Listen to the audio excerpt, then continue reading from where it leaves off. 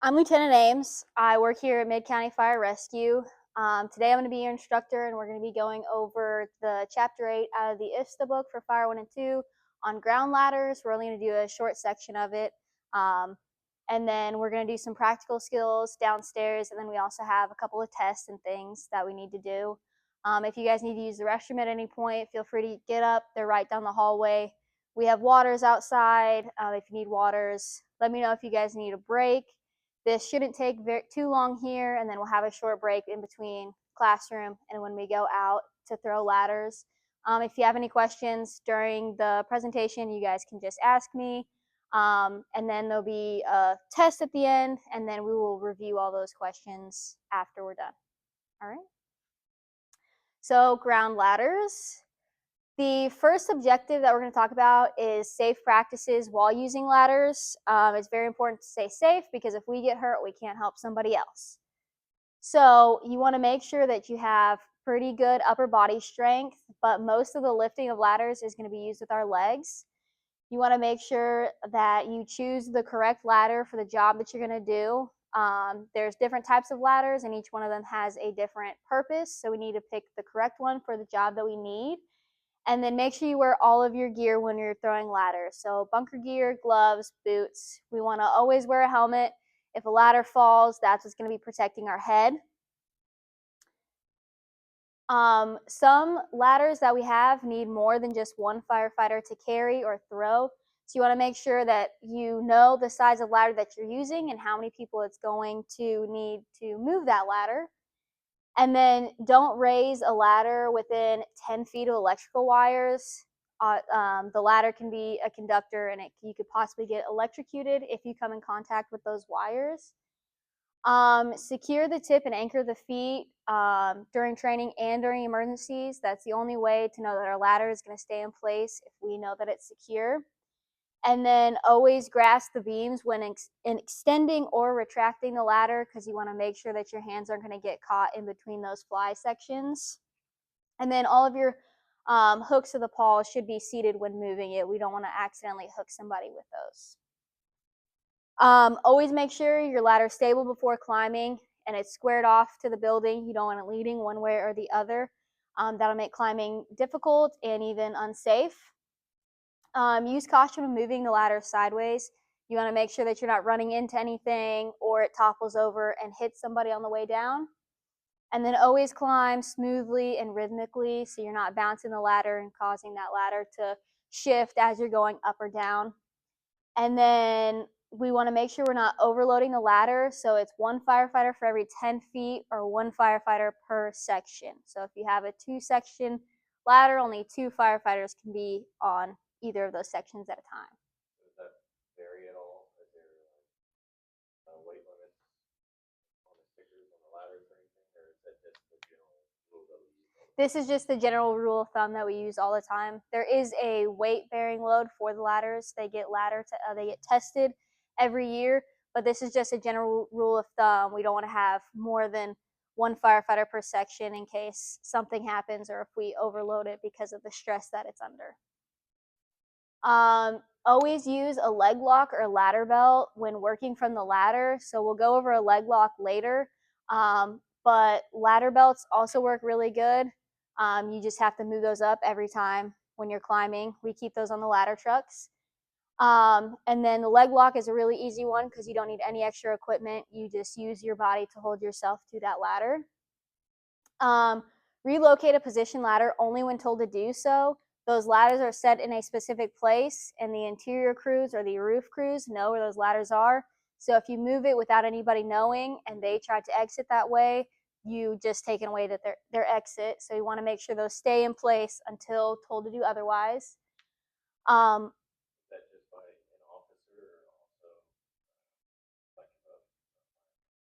like You usually we always go with what incident command says, so they're running the whole show. You could always ask questions like, do they know that this is being moved? Or you could radio like, this ladder needs to be moved. Is that correct? Where do you want it? Things like that. So everything should go through incident command because they're the one that's running the whole show and they make the decisions. Only use ladders for their intended purposes. They have a specific job, and that's the only thing that they do. So if we're using them for other things, we could stress them, break them, and then once we do need them for their intended use, we don't have them anymore.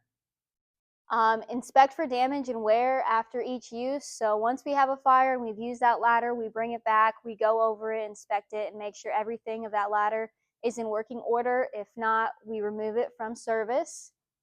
And then secure unintended ladders to a stationary object. So whenever you leave the ladder, it needs to be hooked to something solid so it's not going to fall, crush somebody, or if somebody needs to use that ladder as an escape or to get into the building, it's not going to fall over as they're climbing. Ladders coming in contact with power sources may result in electrocution of anyone in contact with the ladder. So what was how far away do we need to stay away from power lines? 10 feet. Good job. Sliding down a ladder, either feet first or head first, even in an emergency situation, is dangerous, and that's how people get hurt. So you always want to go up and down the proper way, holding onto the rungs, keeping your feet one step after another. Even if you have to get out, quickly get out. Don't slide down the ladder because that's when people hurt or break arms and things like that. So when we're lifting and lowering ladders, we want to use body mechanics to our advantage, not brute strength. So all of your movements should be smooth and controlled. You should already know what you're going to do before you do that. Teamwork is important when you're lifting something that you cannot lift by yourself. And then use the correct number of firefighters to lift something. It's not going to take 4 of us to lift a roof ladder, but it might take 4 of us to lift a 35-foot extension ladder. And then whenever you're lifting, you want to bend your knees here. He has his back straight and he's lifting with his legs and not with his back. That's usually how most people get hurt, is they lift with their back. So always use your legs. Those are the strongest part of your body. And then lift on command of the firefighter who can see everyone. So they're going to be the one that's in charge. You listen to what they say, and then that's how you guys work as a team. Always lift in unison, listen, work as a team. And then when you lower it down, also use your leg muscles. Don't just throw it or bend over to let it down. Can we list 10 general guidelines to ladder safety? Any of them? Don't lift within 10 feet of power lines or any overhead obstructions. Flat level surface. Good, good. Huh? Use your legs? Perfect. So avoiding electrical hazards. We've heard this 2 times before. Now we've got a whole slide on it. So you want to look up and check overhead wires and equipment. Sometimes when we pull up, the power lines might be fully fine and they're out of our way. Something could happen. Those could fall down. We always want to be looking up and double checking and making sure there's nothing in our way of that ladder so we don't come in contact with it. And then look up again before raising the ladder. So anytime I move the ladder, I want to be looking up just in case my conditions have changed. I can have a heads up. And then again, keep a distance of at least 10 feet from power equipment and lines. So when you're on the ladder, whoever's anchoring the ladder, it's their job to be looking around and watching for any changing obstructions. Yes, usually they want to be looking straight forward, but if you can see something in your line of sight as you're heeling that ladder, you want to let somebody know. Also, when you're the fireman climbing the ladder, you always want to be aware of your surroundings. So if you notice a change, figure out what the change is and then go from there, depending on whether you need to change your tactics. Sometimes we have to use alternate ways of raising a ladder. So these guys here are trying to do a flat raise to this building, but these power lines are in the way. So they're going to transfer over to their modified raise, and they're going to do a beam raise along the side of the building. So they're not going to run into those. They're going to lift it on the side. This is really useful for if you have that obstruction like power lines, or also if you're in like an alley or the houses are really close together and you can't get your ladder swung up in the flat method, you can use the beam and raise it to the side of the building. All ladders will conduct electricity, especially when wet, regardless of their construction material. So that's wood, fiberglass, metal ladders, they will all conduct electricity. So power is no joke. When you position a fly section for an extension ladder, For metal and fiberglass, the fly section is facing out and your bed section is underneath. For wood, it's the opposite. Your fly section is in and your bed section is out. We don't see very many wooden ladders anymore, but sometimes you might run into a few here and there, so they keep this in there just so you know which way that it needs to go. But all of our ladders here, you will put the fly section out towards away from your building. So why is that? The construction of the ladder itself different? Yes, yep. And the stressors on a metal or fiberglass ladder is different than on a wood. Fiberglass and metal is going to be stronger than the wood ladders are. Securing the halyard. So whenever we are using an extension ladder, we have this rope that goes right here. That's called our halyard, and that's going to raise our fly section up and also let it lower down. So whenever you need to secure it, you need to tie it off, and that would be used with a clove hitch knot, and that's what he has down here. And he's making sure all of the slack is out of the way, so it's not going to get hung up on something or somebody's going to trip on it and fall. Some ladders have closed halyards, so they're already tied off. So what that means is the halyard in a bedded position, the ladder is, they tie it off to the bottom rung. So when you throw that ladder and deploy it, all you have to do is raise the halyard and it's already tied off, and it's going to keep all of that with the ladder instead of it being strewn about. How can you avoid electrical hazards when raising a ladder? Check for overhead obstruction. Perfect. And then how should the fly of a metal or fiberglass extension ladder be placed? Out, away from a building. Perfect. We're going to go over carrying a ladder. Even though it seems pretty self-explanatory, there's a couple of things we want to make sure we remember. When you're carrying it from a pumper apparatus, you need 1 or 2 firefighters, and from an aerial apparatus, you may need 3 or 4, depending on the ladder. The reason for this is an aerial apparatus is meant to have ladders on it. They are the truck company, so they're going to have bigger ladders to reach higher elevation of buildings. So those ladders have more fly sections, they're heavier, they need more people to carry that equipment with them.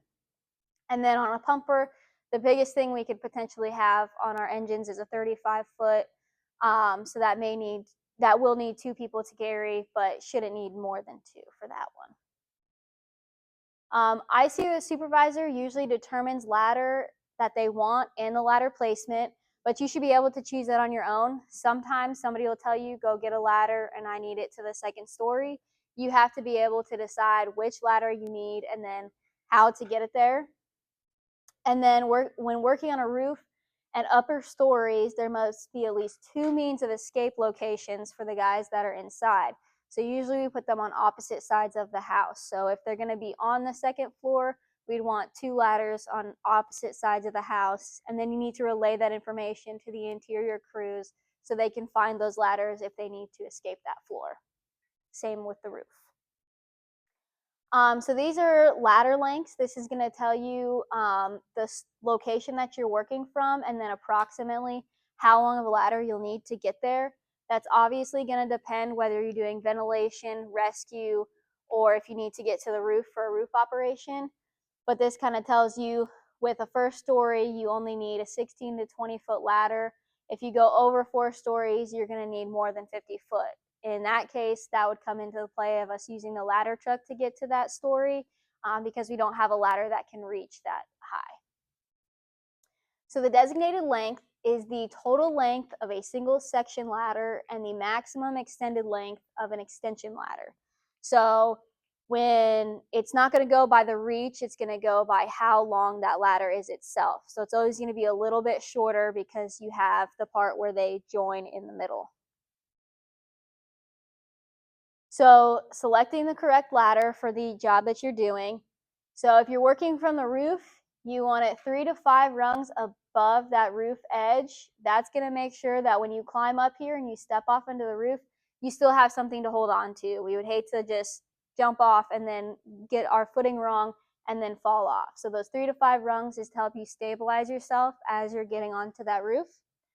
For ventilation, you want it even with the top of the window and then on the upwind side. So whenever the wind is blowing, you want to make sure all that smoke and fire is going away from you, not on you. And then if you make it even with the window, you can do everything that you need to from right here. If you're seated in the middle of it, you can work that whole window without having to reach very far. For rescue, you're going to want the tip below the window sill. This is so when the interior crew is passing you a victim or you're retrieving something from inside, they're going to be able to just hand it out the window. They're not going to have to lift over the ladder and to you. It's going to be safer for the ladder crew and the interior crew. Building walls or parapets that exceed over 6 feet above the roof may require or use additional ladders. So Walmart has a wall that's hiding all of their AC units and all that stuff. So from the parking lot, you can't see it. But once you get up there, there's going to be a big drop down on the wall. So if you ladder up to a building and then see down, you might need a second ladder to reach that roof. So we're not jumping or falling and things like that. So these are the maximum working heights for the ladders at their lengths. So for a 14-foot ladder, it's gonna maximum reach is gonna be 13. So that's taking into effect your climbing angle. That's gonna make the building go off. If it was completely flush against the building, it would reach 14 feet, but nobody can climb straight up. A 24-foot, which is a pretty common one that we use here, will reach about 23 foot. How can you determine the appropriate size ground ladder to use for the situation? Rescue, ventilation. Also, the location of where we're having to work from. So when we remove ladders from the apparatus, we need to know how they work, like how all these different systems work. So this is a vertical exterior rack. The ladder truck out at Station 2 has one of these. So all of them are going to be nested together on two arms here. And then there's going to be a mechanism that locks those in so they don't rattle off the truck. For these ones, they're really easy and visible. You just have to know how they're nested together and to get them off. 921 has this setup here, a vertical interior compartment. This is really easy. You can see all your ladders. They slide right out, and they're usually about shoulder height, so you can pull them off and immediately go throw them. Then you have horizontal interior compartments. This is like 917 and 912. They're going to be horizontally in there, but you can still see them. When you pull them out, you're just going to have to turn them so you can get your shoulder underneath to carry that ladder. And then some trucks have a mechanical rack on them. So they're gonna be stored at the top, but then there's gonna be a switch that will lower that rack down, and then you can grab off the ladders that you need.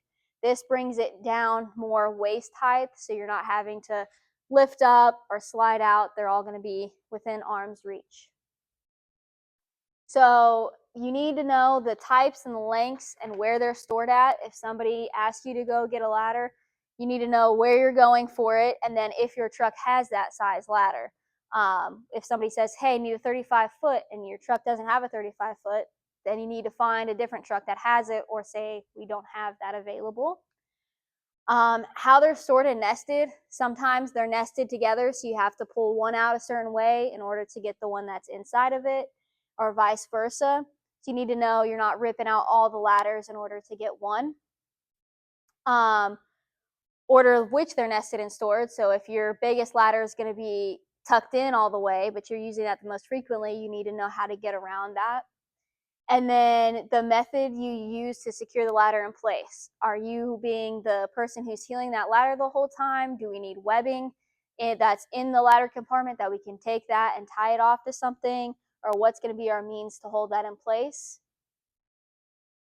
So some departments, if they have a mounting bracket, they will take on their ladders and put some form of tape to mark where that ladder sits. So when you put it back, you don't have to mess with the length and figure out where it goes. You just put those brackets right in between that tape, and then they set in there perfectly. Do you have anything like that here? Not at Station 1, at Station 2, 927 has that, and the ladders are marked with tape on them so they know where to sit. Yes, I believe it is 651. No, it's 965. 965 has one. It's like the engine pumper out at 6, but it has a mechanical rack that comes down. It like drops down about that high.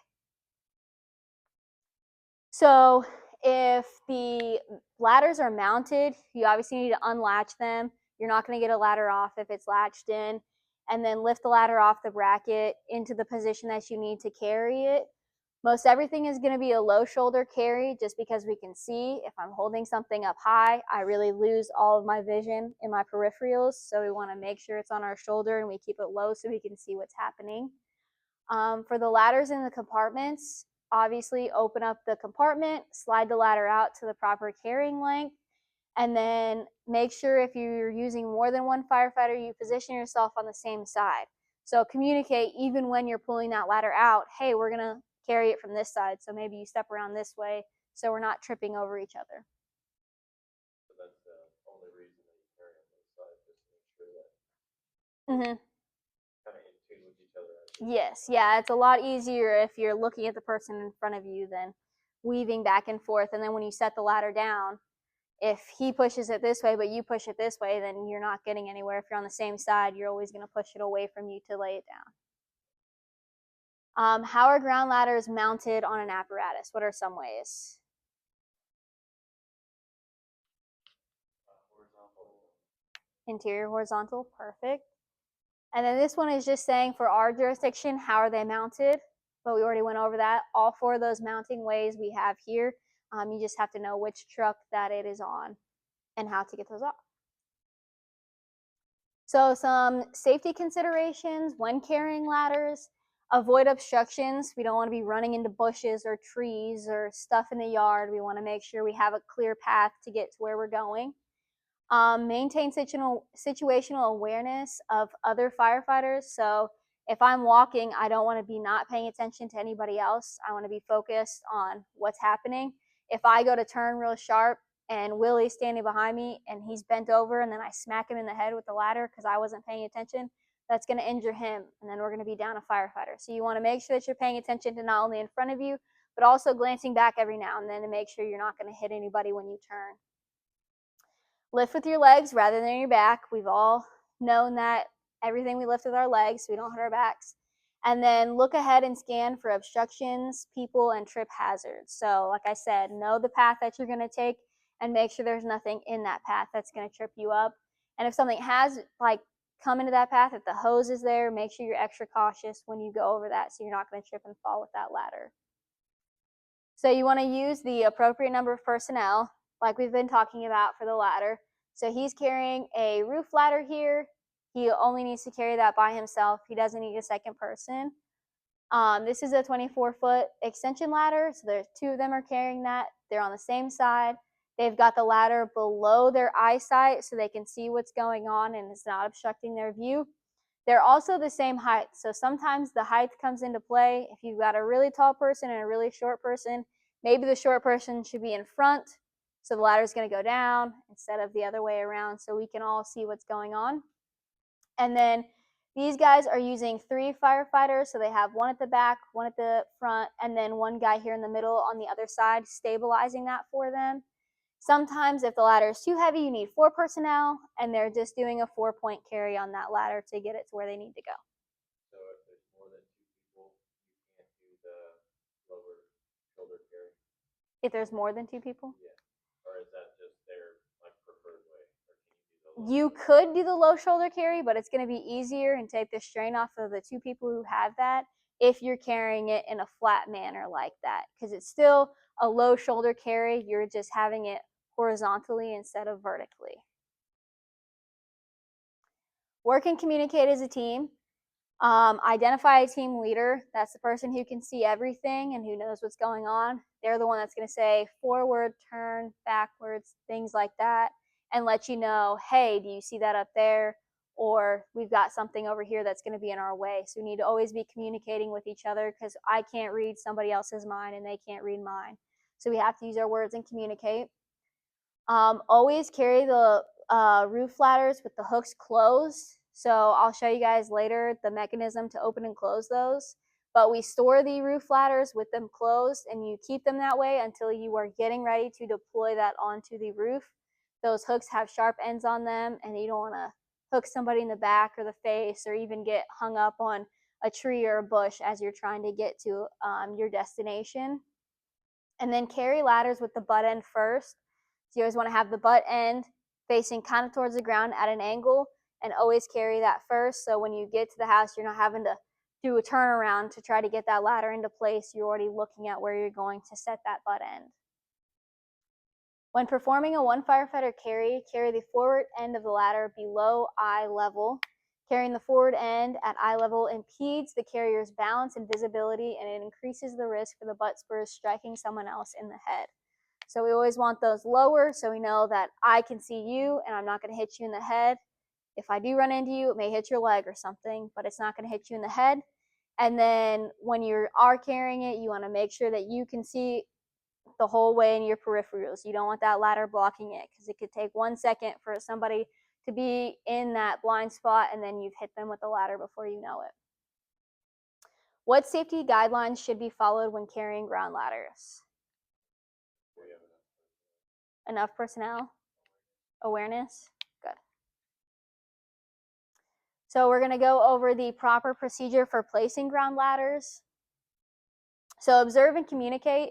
This is with your team, also with your IC. If they want you to place a ladder someplace and it's not going to work in that position, make sure you communicate that or try to work around that.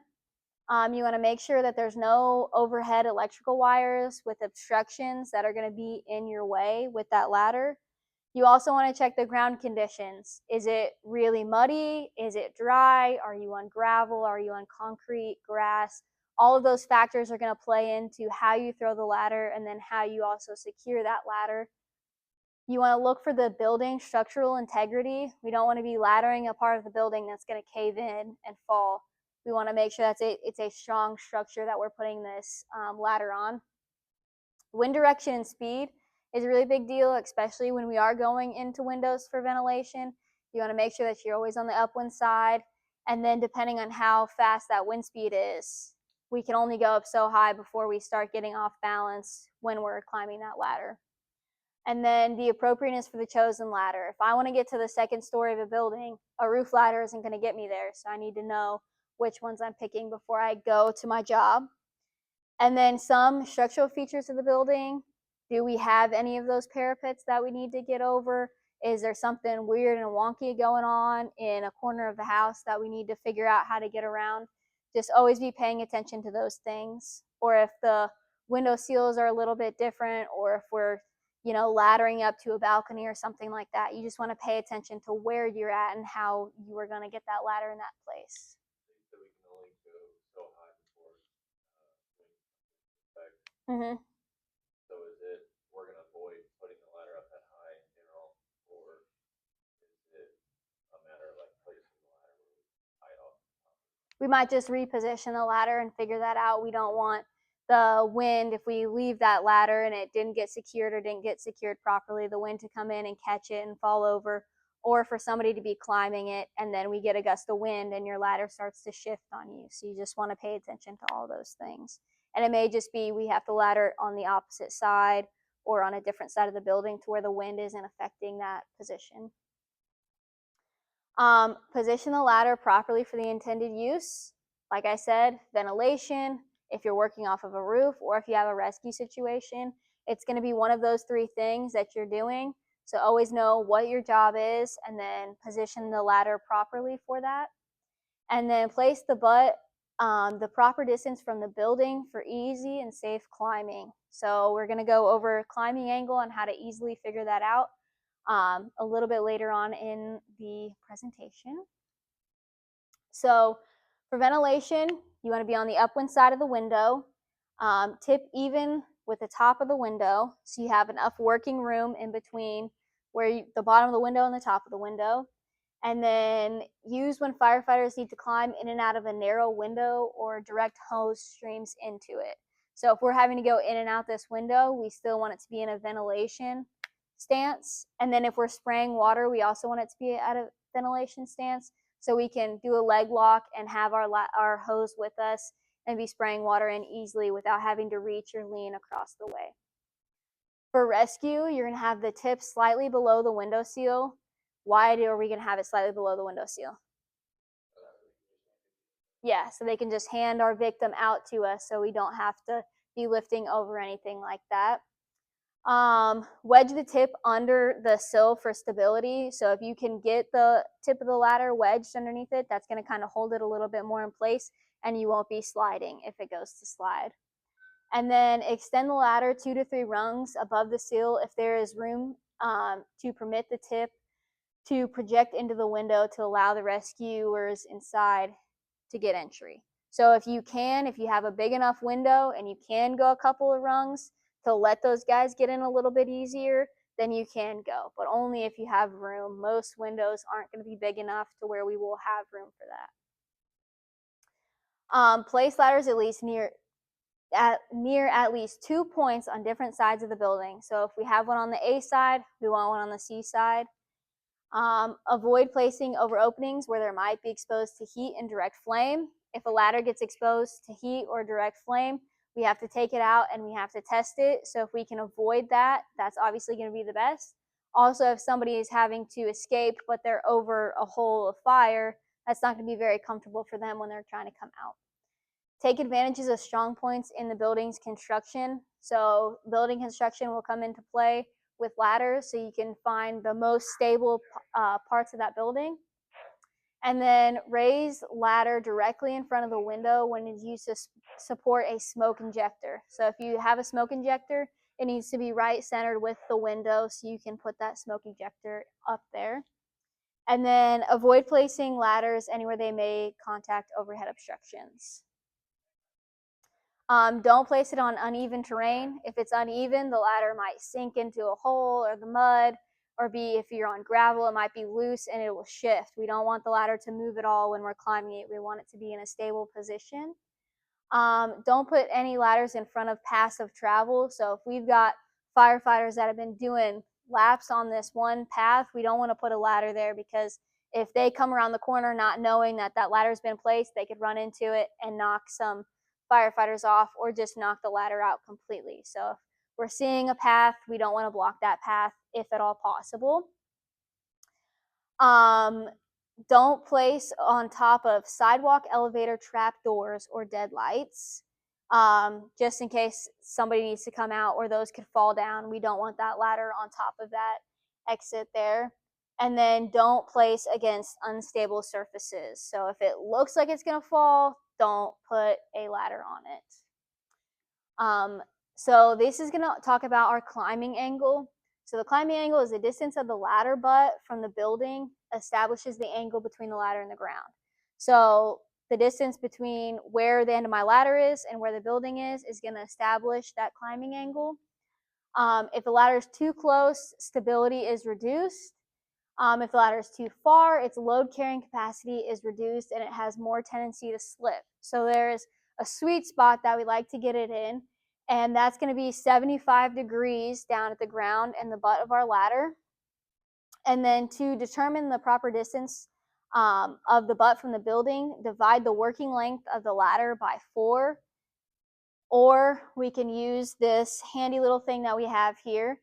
When you have your ladder up, you want to have your feet equal with the butt of the ladder. You're going to extend your arms straight out.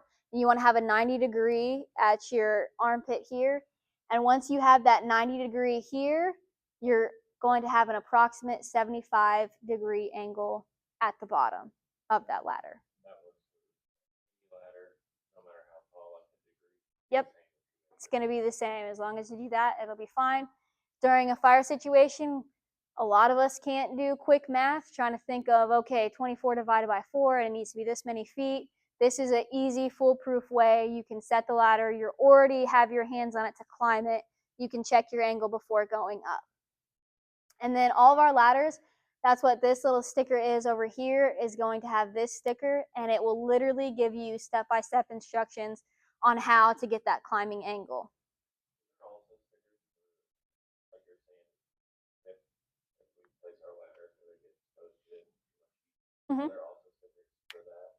Yes, yes, we have heat sensors on all the ladders, and once we go downstairs, I'll show you where those are on the ladders so you guys can know what to look for once we use those for a fire.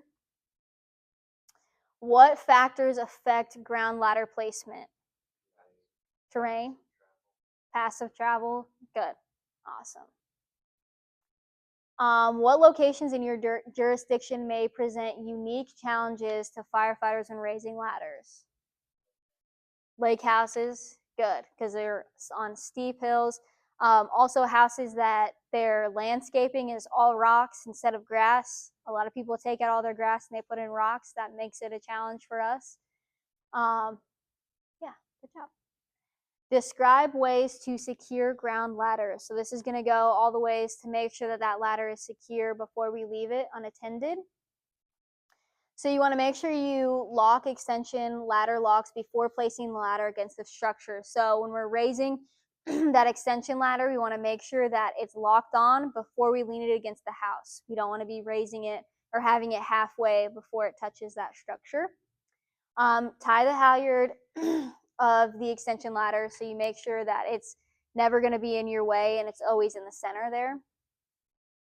And then heel and or secure the ladder with rope or a firm object nearby. So we always want to make sure that somebody's heeling that ladder or it is secured off to something, and that is now going to do the job of holding that ladder in place. Heeling a ladder, you want to wear all of your PPE. We're at a fire, so you want to make sure that you always have your gear on, helmet especially, gloves especially. Be alert for falling object and debris. Your back's going to be turned towards the building and somebody's going to be climbing above you, so you can't really see much, but stuff might be happening and falling on you, so just be aware that that's going to happen and don't freak out. Stay alert for fires descending the ladder. So you want to make sure that you're always paying attention, so if somebody starts to come down, you are ready and know that somebody is getting on that ladder. So when you heel beneath the ladder, you're going to stand with your feet shoulder width apart. So that's what this guy's doing here. Grasp the beams about eye level and pull towards the building. So that's going to hold that into place. And then you always want to look forward and not up when someone is climbing. So always be alert to what's going on, but never look up at them as they're going up that ladder. So heeling it from the outside, you're going to stand outside the ladder in order to let that firefighter get past, and he's got 1 foot here on the butt end. And once this firefighter gets past a certain height to where he can come around and have full control of the ladder, he's going to do that. You can still hold it with your feet at the butt end, or he has his foot on the rungs, but just always make sure you have contact with your that ladder and you're grasping the beams and pushing it towards the building. So you can tie in. This will prevent the ladder from pulling away from the building. So these guys have a railing that they're up against. So they've taken webbing and they're going to tie off the tip of that ladder so it's not going to shift anywhere from where they want it. What are 2 methods of securing ground ladders? Heeling.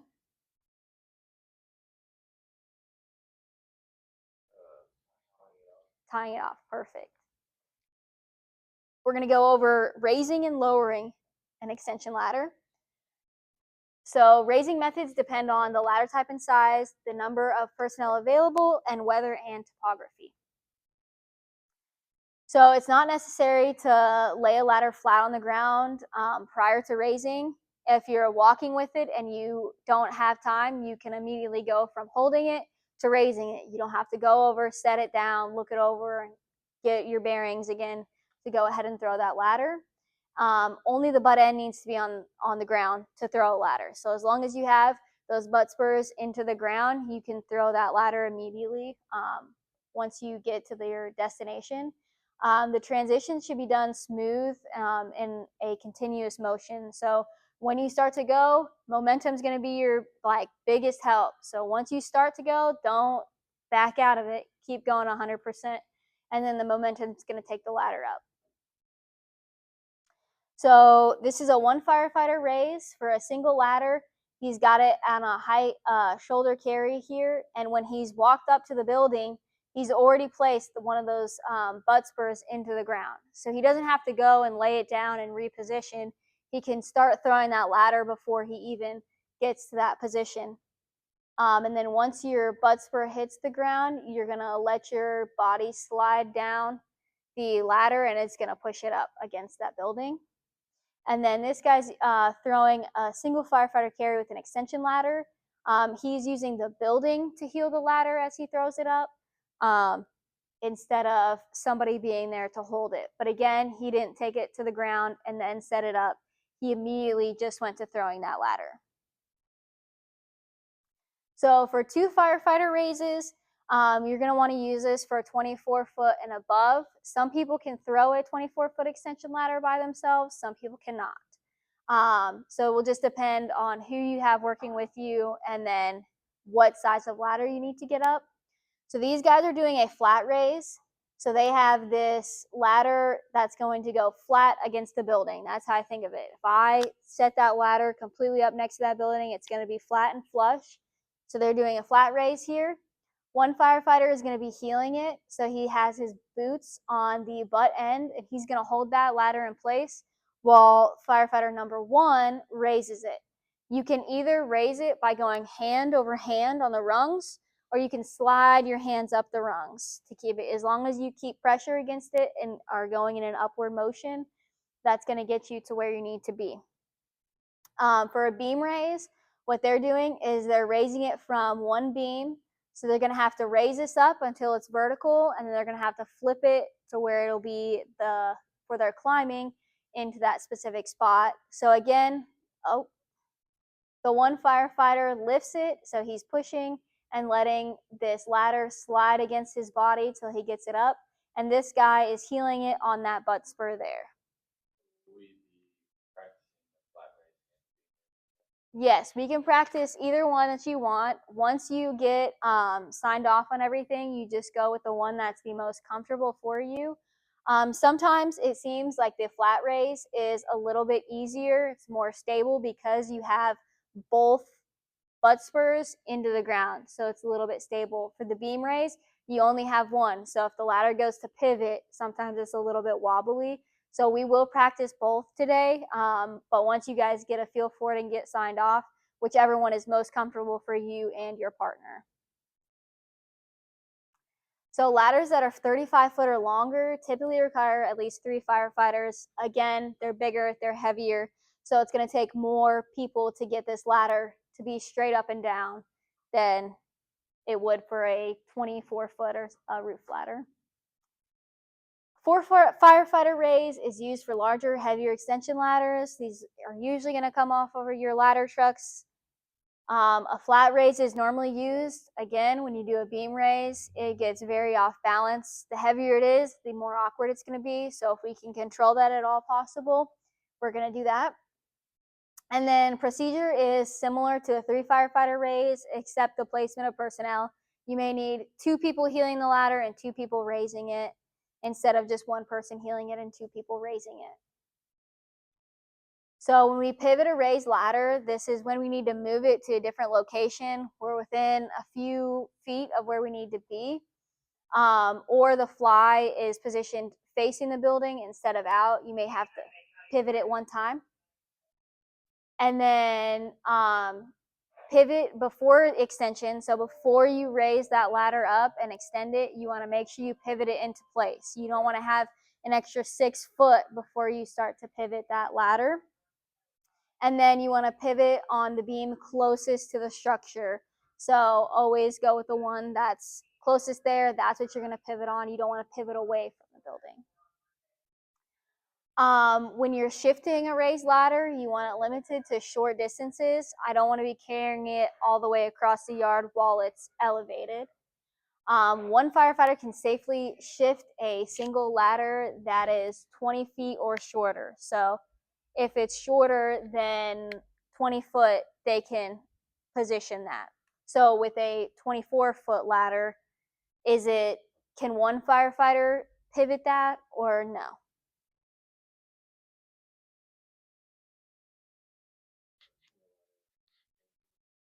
Mm-hmm. Okay. Yes. Why is that, Keg? Okay, it's because we want to do the pivoting before we extend that out. So a 24-foot extension ladder isn't 24 foot off the bat. It's going to be raised to 24 foot. So you are correct. You can do that. Extension ladders require 2 firefighters. Sometimes, depending on personnel issues, you can move a ladder if you need to. And then one method to get the ladder to move sideways is if you slide the tip end and then you pick up the ladder and move the butt end to where it needs to be. So you can kind of up, down, and over until you get it into the place that you need it to be. So we don't have to have it up against the building to do that. To do the sliding you will have to have it. You're using the building to hold your ladder to go up and sideways and then place back down. So you're kind of like shimmying it using the building to hold it up. So for us starting out, that's probably the most efficient way. Yes, and it's still going to be against the building. So if you lose control of that, it's going to have something to lean onto. When you pivot, you are completely open, and you are the only one holding on to that ladder. So it's easy to do the sliding maneuver. How can a ground ladder be moved once it's already raised?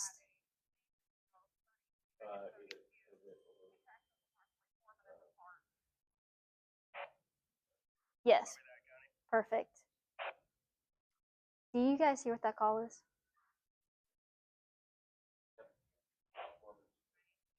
So one day I could give birth, or not give birth, but assist, and I can't. Yeah, yeah. 4. How to safely work from a ladder. So this is going to show us once we're up there, if we're going to be on that ladder for an extended period of time, these are what is going to keep us safe from falling off that ladder and having harm come to us. So you want to climb slowly up the ladder. You don't want to be bouncing the ladder or shaking it as you're going up. That's going to make it hard on everybody.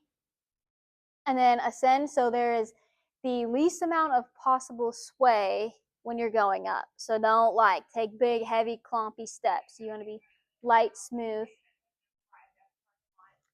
Check the climbing angle and secure the ladder before climbing. So when you're going up, make sure, even though my buddy checked it, I want to check it just to be sure because I'm the one that's going to be climbing it. So he should have my back and make sure it's good, but I want to make sure it's good for myself.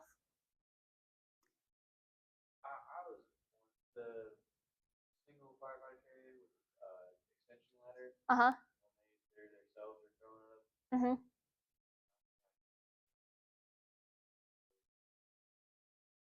Like to heal the. Heal it. So it just depends on the surface that you're on.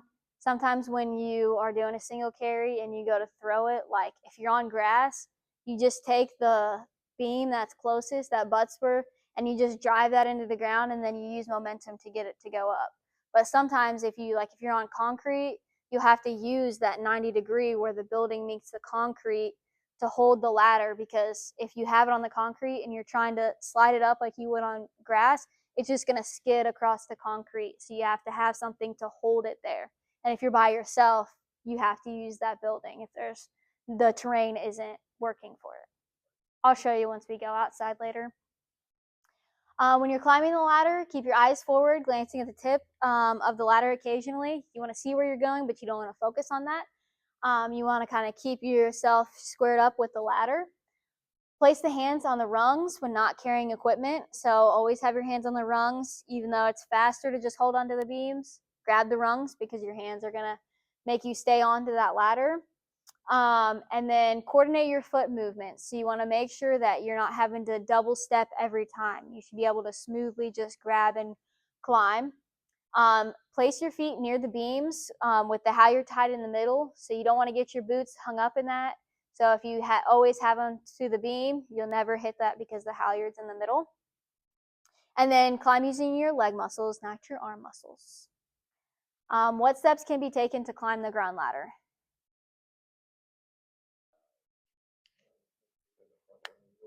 Proper angle. Good. So securing to the ladder, there's 2 ways that you can do this. You can either use a ladder belt, which is what this firefighter has on here, or you can do a leg lock, which is what he's doing here. The most efficient way for me is a leg lock because I don't need to have any extra equipment with me as I go up. Some people who work off of a truck all the time, they will always have a ladder belt with them. So they just already have that with us. We do not carry those. So it'd be an extra thing that we have to put on to then go onto the ladder. But the leg lock is just the most efficient thing. Basically, you stick your leg through the space above the rung you want to be seated on, bring it back around, and then you curve your ankle and your foot around the beam so that will hold you in place, and you can set back down on it and be completely attached to that ladder without falling off. We will go over that later. We'll go over the leg lock once we're downstairs. Oh my gosh.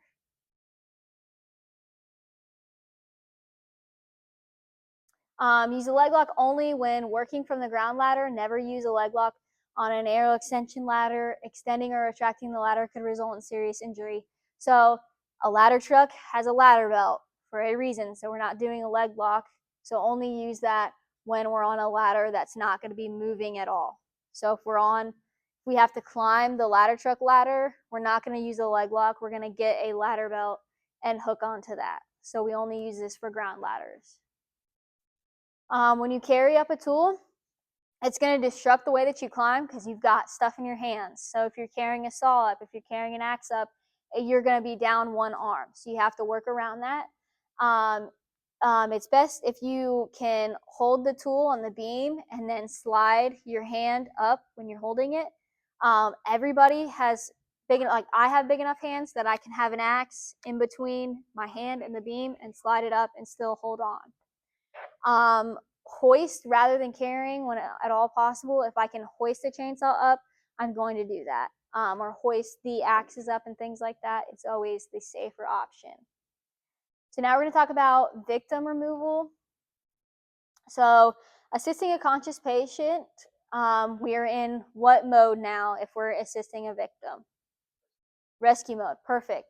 So the tip is going to be raised just below the window sill like they have here. The guys healing the ladder, making sure it's stable, and then at least 4 firefighters are needed for this, depending. So you have one here, one is our climber, and then you have 2 inside that rescued the victim and brought them out. So a conscious victim is going to have a couple things that are going to be hard with them. Obviously, they're going to be scared because of the situation that they're in. So they're going to be either helping us or making it a lot harder for us to get them to where we need them to be. So we always want to talk with them, communicate, always calm them down, and communicate with your crew on the interior, and so they know what the patient is doing, and everybody can pass it along the line. Talk to them, explain to them, this is what we're going to do next. Move very quickly, but also make sure you pay attention to what they're saying and what they're doing. So if we're assisting an unconscious victim down, it's going to be a little bit easier for us because they're not going to fight us or try to help us at all, but they are going to be dead weight. So we're going to have all the weight and we will have to be able to carry that down. So there's a couple of different ways that we can do that. You can have them sit on your knee, and then every time you step down, they're going with you. So them and one of your legs is now a whole unit, so you can slide down the ladder. You can also kind of cradle them. So he has one arm around the patient's neck and their arm is going underneath his arm. And then he is holding on to the beam of the ladder through the patient's legs. So he's got him completely cradled in, hugging into that ladder. And then here's another way where you can go underneath the armpits and then their legs would kind of just dangle and you slide them down. These ways work really good. You always want to put the patient in between you and the ladder. If something happens, all you have to do is hug the ladder and they are squeezed in tight.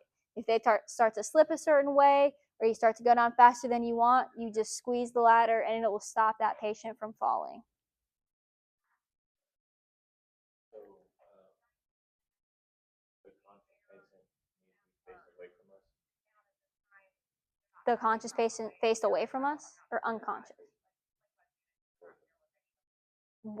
Either way, it doesn't matter. Sometimes if they are able to walk down with you, you can just say, we're going to walk down this ladder and I'm going to be behind you. And they can walk down the same way that you are, if they're capable. If they're freaking out and need a little bit of help, they can be facing you. So it's whatever works with them, but you have to make sure that they're getting what you're conveying across to them on how to get them out. Mm-hmm. Yeah, either way, you can, if somebody's like, hey, can you climb down this ladder? Yeah, I'm fine. Okay. And then you just buddy climb down and then you'll be good. You might have to instruct them, like, because you want to be as close as possible. So you might have to be like, okay, we're going to move our right leg down one. Now we're going to move our left leg down one. So you kind of like alternate and stuff like that. But as long as you're like communicating with them and they understand what's going on, then that's what will get them down. But if you have a larger victim, it may take more than just yourself to get a patient down. What these guys have here is they have two ladders side by side, and they're each cradling the torso and the legs, and they're going down together. This is when teamwork comes into play because they have to climb in unison, so they're not getting all lopsided. They're as all one piece. And then when you're assisting a child, depending on the size of the child, if they are a larger child, you may just have to bring them down like you would an adult. But if it's a smaller child, you can cradle them in your arms, but always make sure you have the victim between you and the ladder. If something goes wrong, you just squeeze yourself against them and they'll hold tight. How's assisting a conscious victim down a ladder different from assisting an unconscious victim down the ladder? They can help or hurt the situation. Perfect. Does anybody have any questions about what we went over? From your personal experience, has it been easier to try to communicate with a conscious victim, or are they usually kind of like frantic, and so you just kind of take control of it? I've never been in a situation where I've had to rescue a victim out of a house, so I don't know either way. But I'm assuming it's going to be a whole lot easier for an unconscious victim. They're going to be heavier, but there's not going to be much fight back from that victim. They're going to be freaking out and nervous if their dog is inside or somebody else is inside. It's going to cause an extra bit of panic than you would like. If you have an unconscious victim, all you have to do is bring them down, and once they're down, EMS takes over. So you have ultimately probably have a little bit more control over that. Mm-hmm. If the conscious victim is going to be helpful and help you and is under control and calm, that would be nice. But most of the time, they're going to be frustrated or flustered about what's going on because we're having to rescue them down a ladder. So if they're scared of heights or if something's going on that they aren't comfortable with, it's going to make the situation a little bit more hectic. Okay. All right, so now I have these tests for you guys to do. We're going to do these tests, and then once we get the tests done, we're going to go downstairs, take a quick break for you guys to get all of your gear and things, and then we'll do the practical part of this. So it's a 10-question test, and then once you guys are done, you can come up and I will give you the grade, and then once I grade it for you, I will, once everybody's is graded, we will go over the test just in case if you guys have any questions about anything, we will go over that.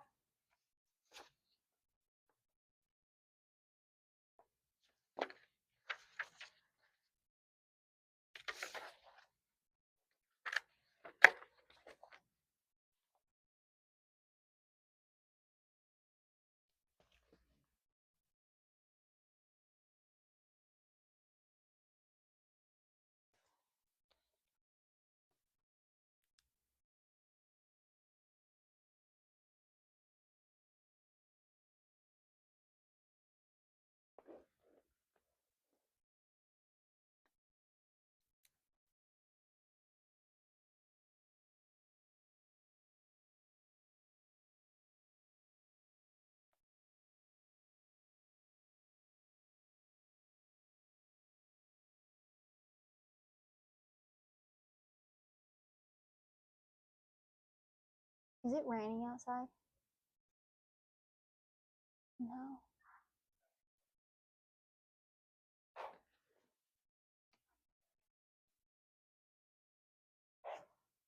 Old Timmy's getting soaked out there.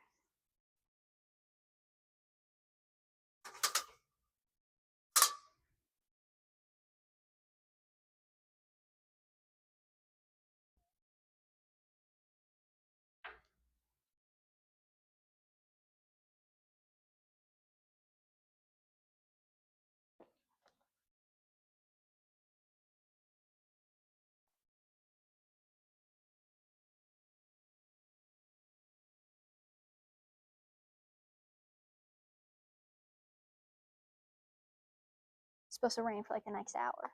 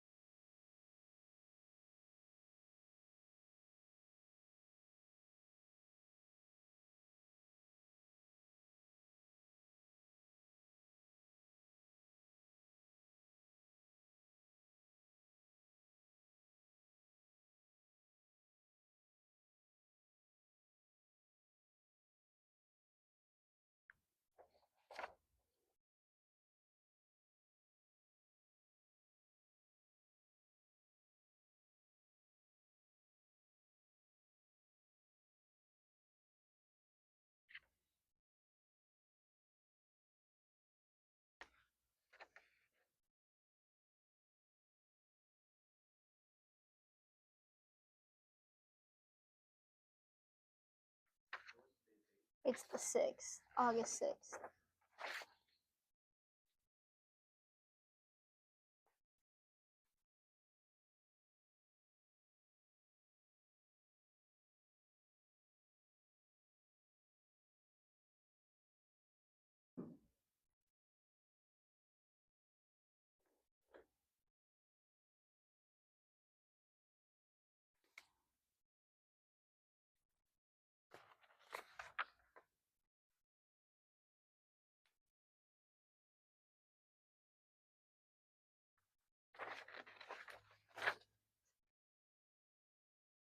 You want this back, Willie?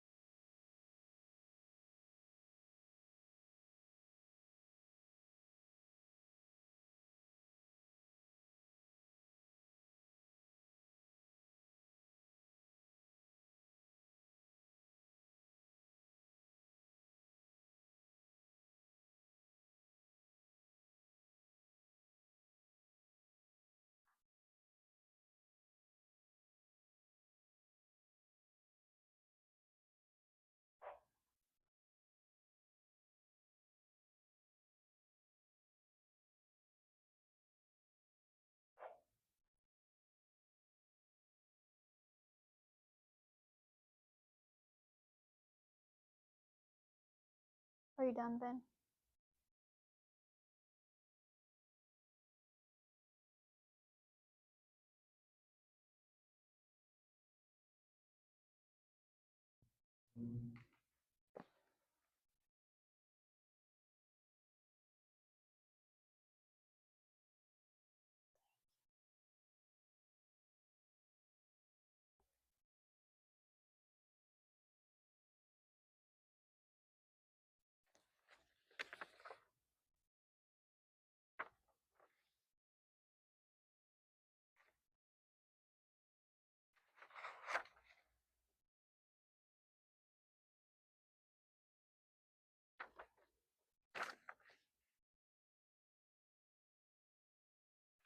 You want this back, Ben?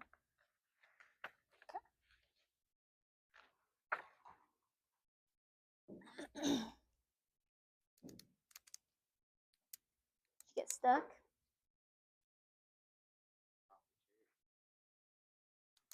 Let's see.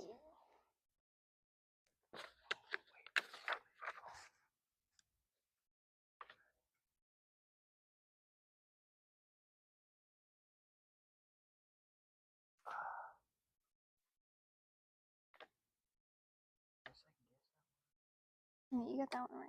Big C. You almost second guessed it, but you got it right.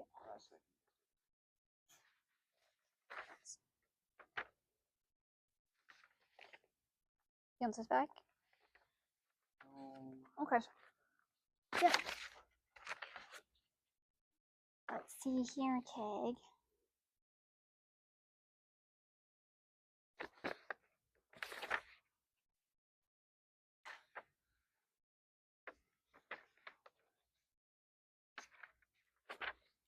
Good job. Good job. Do you want it back to look at that? Okay. Cool, cool. All right. You guys all did really good with your test. Does anybody have any questions about the test? They want to go over a specific question? So it looks like number 9, I think, was the one that was giving the most people problems. How can a firefighter safely maintain constant hand contact with the ladder while carrying tools? The correct answer is B, slide the free hand along the beam. So, I don't know. Yeah.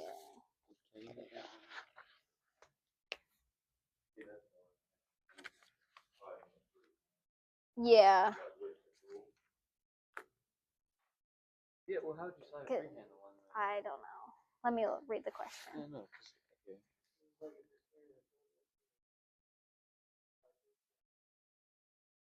Yeah, I thought you were supposed to slide the hand with the tool. Yeah. With the free hand, it says the free hand. It's all right.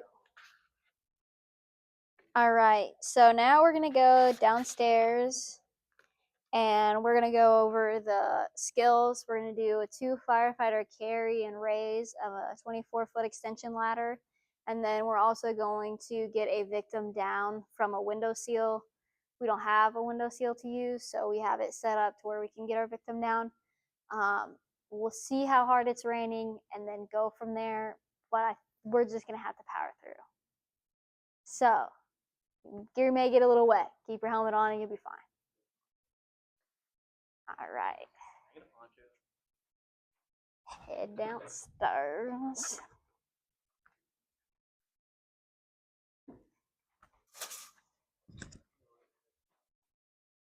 Oh yeah, it's not bad.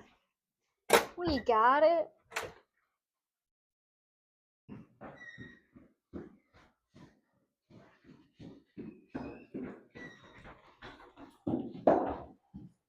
Someone else said that the first day.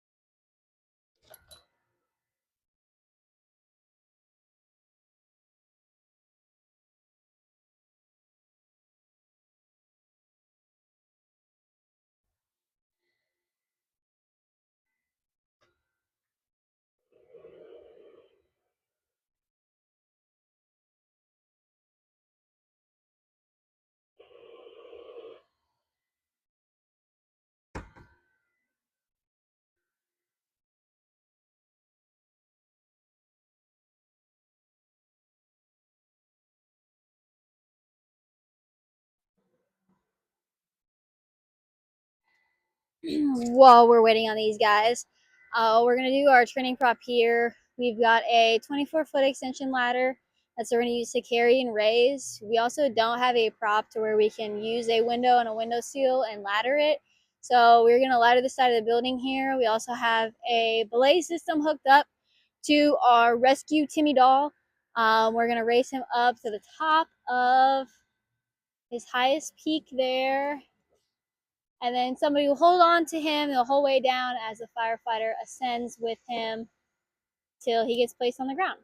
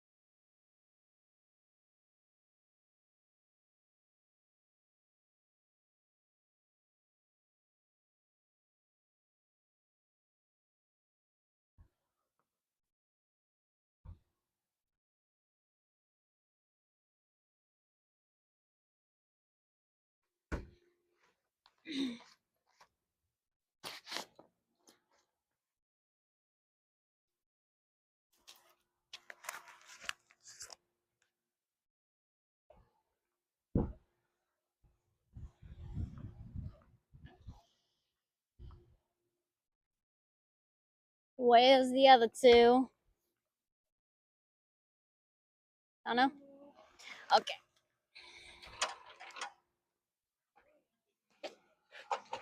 Okay. Cool. Before we get started with our skills, I just want to show you we've got 3 different terrain types here. So we've got the grass, the cement, and then we also have the gravel over there. I will need you to hold it, Cap. We open that door.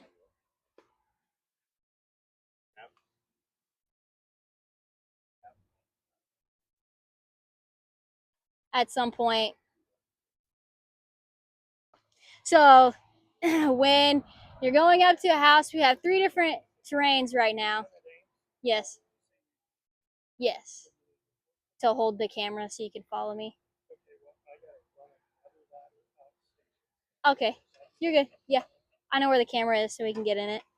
So when you go to throw a ladder, when you're on the grass, it's not going to let you slide. I'm trying to push it across, and it's holding on because of the way it is. If I try to do the same thing on the cement, it'll catch eventually, but it'll still slide across. And then with the gravel, these rocks are going to make it very unsteady for you to try to get your ladder into place. So you always got to pay attention to where you're at and see if you can adjust on that. So we're going to go over the parts of the ladder real quick. So this is a roof ladder that we've modified to fit onto our rescue truck. So the way that the hooks work is you push in and then you just rotate 90 degrees and then they pop out and lock into place. So when you need to put those back, you push in and rotate them back. So what did we need to do with roof ladders when we're carrying them? Hooks are in all the time unless you're actively getting ready to deploy that ladder up there. Great. Perfect. Will two of you grab that ladder and bring it over here a little bit?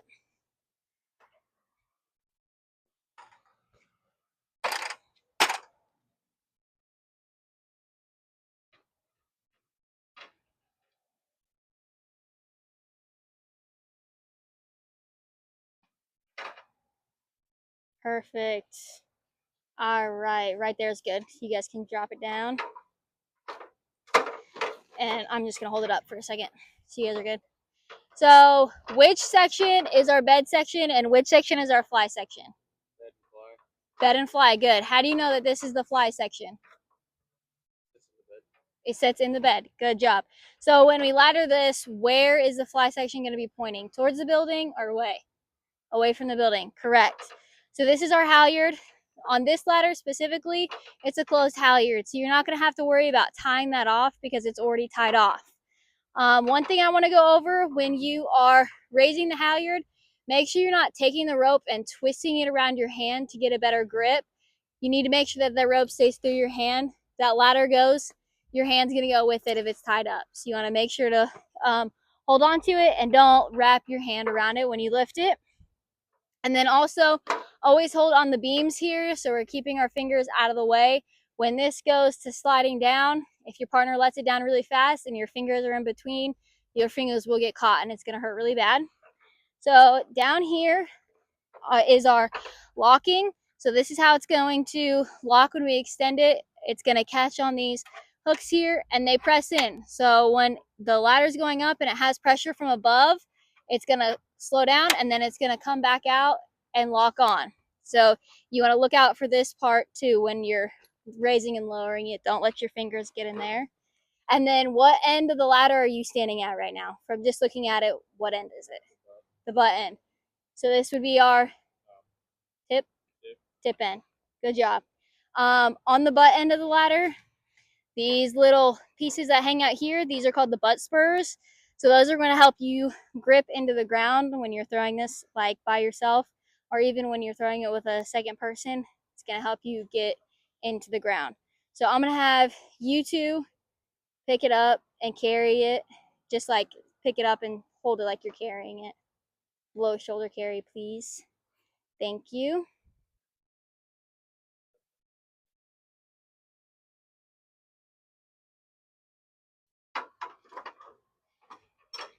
All right, so when they pick it up, we put the shorter one in front. Why is that?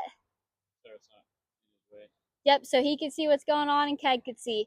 The person who's at the butt end of the ladder is going to be the one that's getting to the building first, and then he's holding the tip end. They both have it on their shoulder. They're going to carry it like this. When they picked it up, they lifted with their legs, and when they set it down, they're going to set it down with their legs. Will you guys spin around and stand it up slowly so I can teach while you're standing it up? Let me move the camera real quick.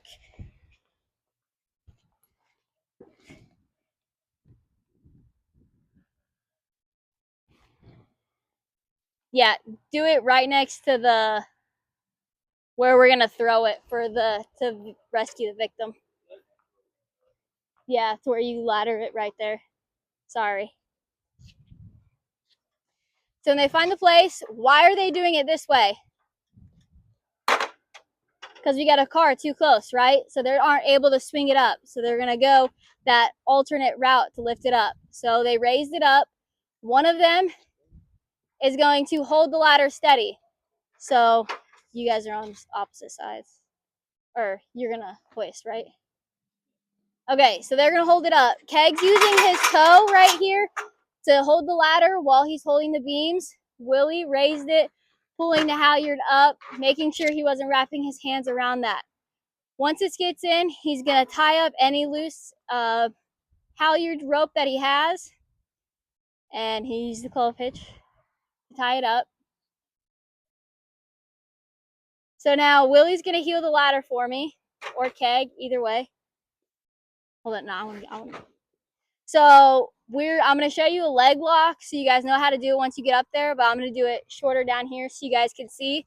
So when you go up, you always want to go one rung above where you think that you want to be. So you're gonna go up, stick your leg through. Then sometimes if your legs aren't long enough or your legs are too long, you have to shift your weight. So I always use my heel on this to step down one. Then you're gonna wrap your leg through and around to the beam. So that's gonna make sure your leg is completely secure on that. And if you need to, you can sit back on your leg and move around. When you're doing a leg lock, you wanna do the opposite leg of where you're working from. So our victim's on my left side. So on my leg locked over here so I can reach across and have a hold. If my leg lock is locked on the same side I'm working, it's really uncomfortable for your knee and you're not gonna have a lot of mobility. So this, I can reach way out, but I'm still hooked onto that ladder and not gonna fall off. So then once we go up, we're gonna grab our victim from the top. We have a child-sized victim, so we're gonna cradle them, making sure we're holding on, sliding our hands all the way down with that child in between us. What am I gonna do if my victim starts getting a little squirrely or I feel like I'm getting squirrely as I'm coming down? Hug the ladder. Hug the ladder, right? Squeeze them to the ladder, and that's gonna slow us down and stop us from getting off track, okay? So these guys are gonna bring the ladder down the same way they put it up. Willie has his hands on the beam, so he's watching his fingers and they're not gonna get caught up. And Keg's going to open and unlock. Willie moved his foot, so when that fly section comes down, it doesn't smash his toe. They've locked it back into place, and they're gonna take the ladder down the same way they put it up. They decided to do the beam raise sideways, parallel to the building. So they're gonna bring it down sideways, parallel to the building. Perfect. All right, and then they're gonna carry it. So what we're gonna do now is we're going to, in groups of two, you're gonna carry the ladder, always communicate. You're gonna carry it over to the spot that you need to set it up. You guys can do a flat raise, but with that car being so close, you guys might need to do the beam raise to get it up. And then once you have it up, you're gonna make sure you have your proper climbing angle. So that's feet squared off with the butt end of the ladder holding out and a 90-degree angle. Once you have that set, somebody's gonna heel the ladder. The other one is going to go up and they're going to retrieve Timmy here. He's gonna be our victim. Bring him down. Once you get to the top to grab Timmy, make sure you do your leg lock before you try to reach out and get him. So what leg am I gonna be locking into the ladder if I'm working off the left side? Your right leg, perfect. Who would like to go first? You two? All right, you're up.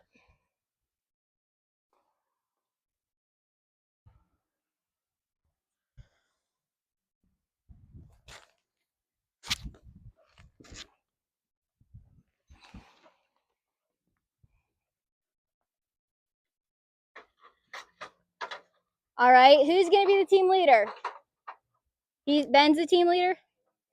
Okay, Ben, you gotta be loud. You gotta let him know what you need. You tell him where to go.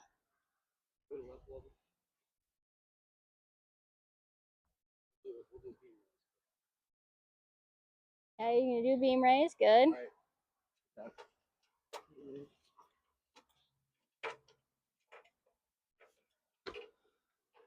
All right, perfect.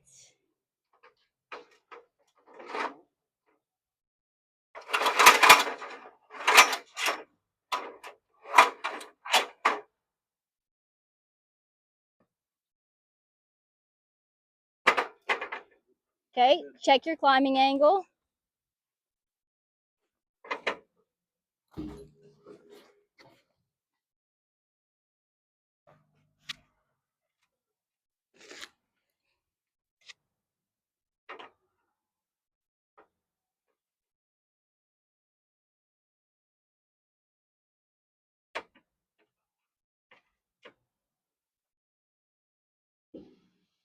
Perfect.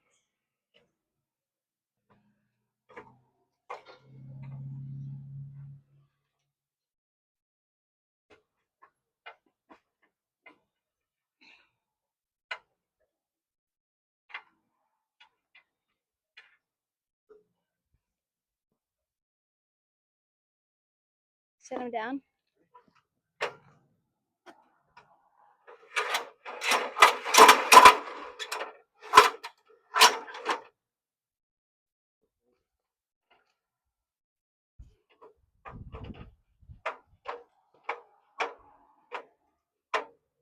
Now, when you guys bring it down, switch places. So put the ladder down, switch places, and then we're gonna do it again. So Shay, you're gonna now climb the ladder. He's gonna heel the ladder. So you'll just do the opposite job of what you just did. So I would go up there, turn around in that little open spot there, and then come back.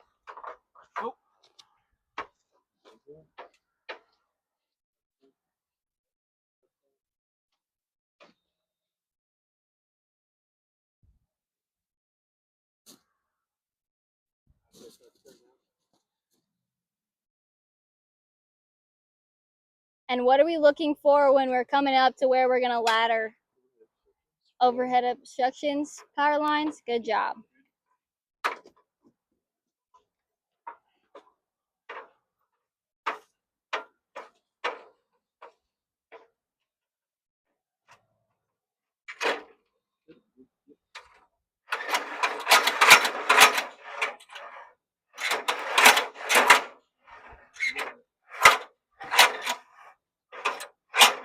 Right there. Perfect.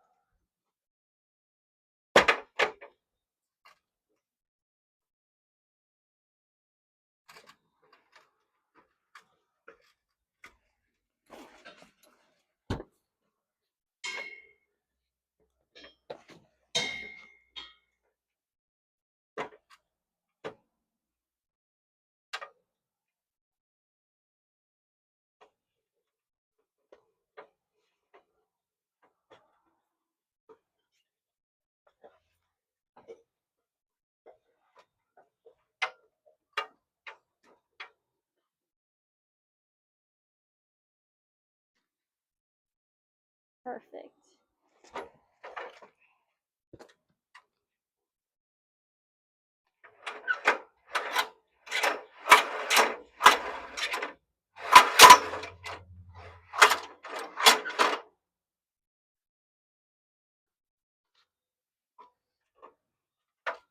Slow and controlled. And the number one thing, if a ladder is falling, don't try to catch it. Just let it go.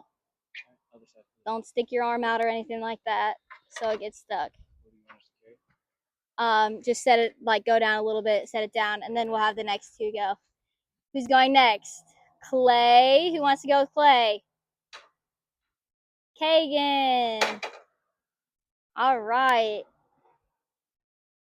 So you guys are going to do the same thing that they did. Once you get the first way through, you're going to switch. I'm going to throw out some quiz questions for you. So, got it.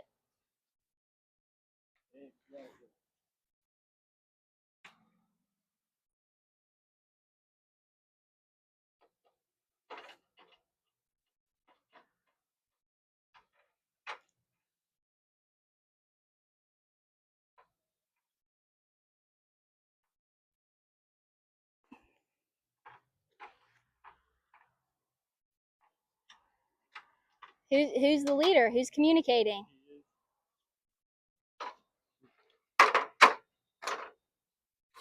Where's your window at?